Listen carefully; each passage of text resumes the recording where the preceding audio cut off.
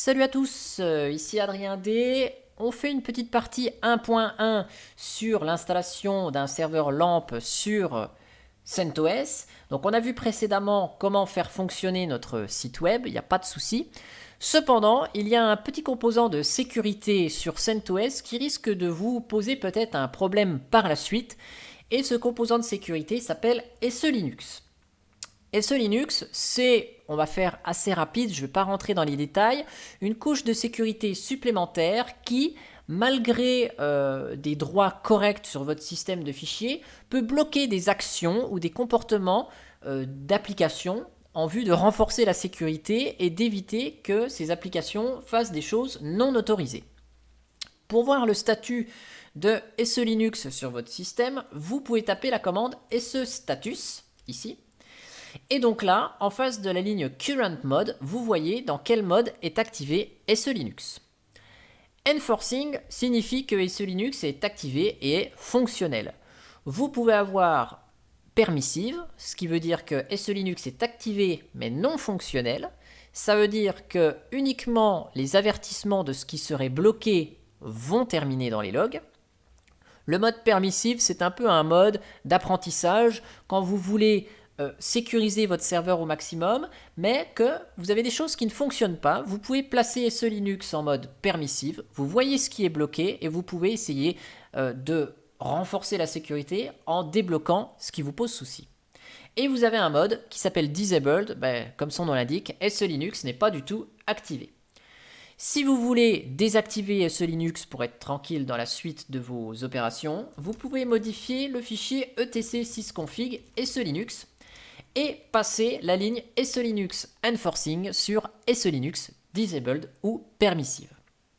Vous aurez besoin de redémarrer le serveur une fois la valeur ici changée.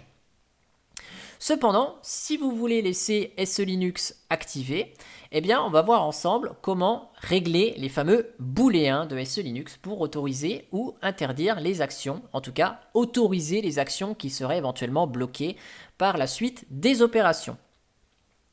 SE Linux fonctionnant avec des booléens, vous pouvez voir la liste des booléens avec getSEBool-A.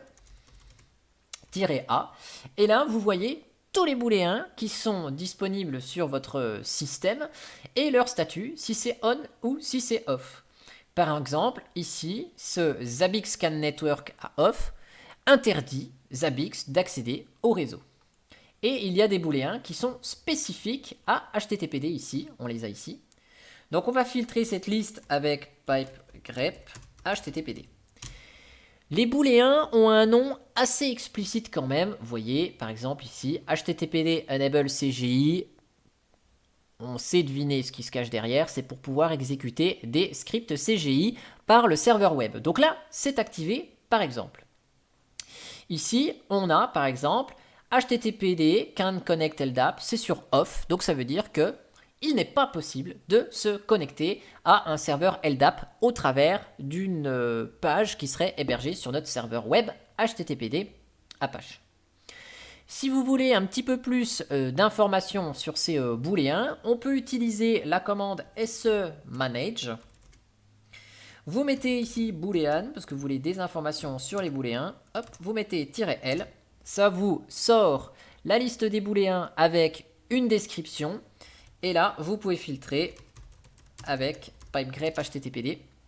Et donc, vous avez une petite description assez rapide ici de ce qui est possible avec le booléen concerné.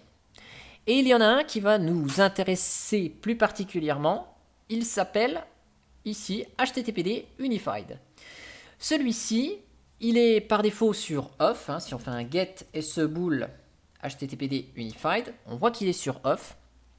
Et ce booléen nous empêche d'écrire dans les dossiers avec HTTPD, en tout cas avec notre serveur web.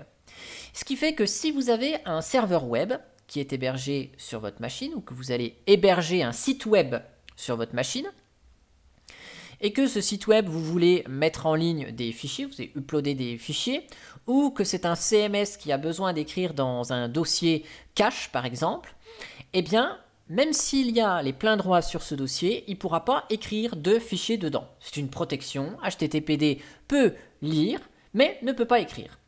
Donc, il va falloir juste passer ce booléen HTTPD Unified à on pour autoriser, grâce à SE Linux, SE Linux va permettre d'écrire dans des dossiers qui appartiennent à HTTPD, bien sûr, à Apache, dedans.